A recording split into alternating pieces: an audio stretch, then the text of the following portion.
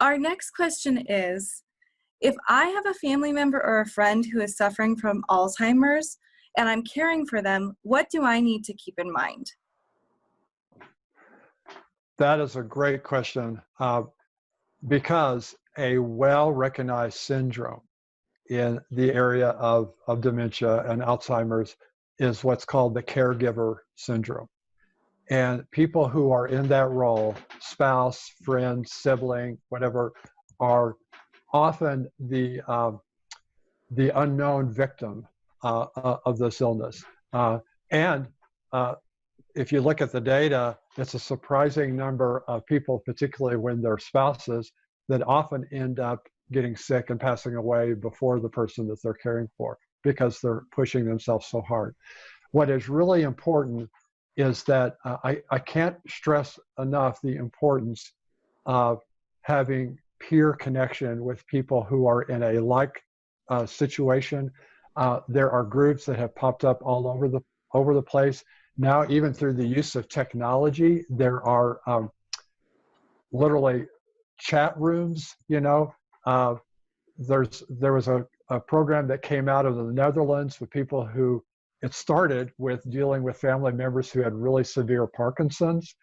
And the chat room, I think it was called My Dutch Uncle, and it was literally a place for caregivers of those folks who could go and just commiserate and say, what's going on in your life? What are you doing about this problem? What are you doing about this problem? What are you doing about this problem? How are you coping with that? And learning little practical ways to deal with stuff that's not written in the textbooks, but just how to come up. But what it really does is it communicates that you're not alone and that there are people that you can reach out to. So I strongly, strongly encourage people to connect with folks that are in like situations in whatever way you can. Also, to give yourself some respite care. There are those services out there where people can come in and give you a certain number of hours a day a week, or something like that, that you can take care of yourself. And think of this as you taking care of yourself so you can be better at helping to care for this person that's in your life. But I'd like to hear Dr. Jamie's thoughts about this. Yeah, actually, you read my mind when you were talking about the support and the respite piece, because I think that's so huge. And I think you're right. Like you can't pour from an empty cup. So I think the self-care for the caregivers is so huge. And we see that a lot, just the mental toll it takes on the caregivers and the rest of their families. And so I think that self-care piece, connecting with others who are going through it, is so huge. And if you're having trouble finding a group, connect with the Alzheimer's Association, reach out to your care manager.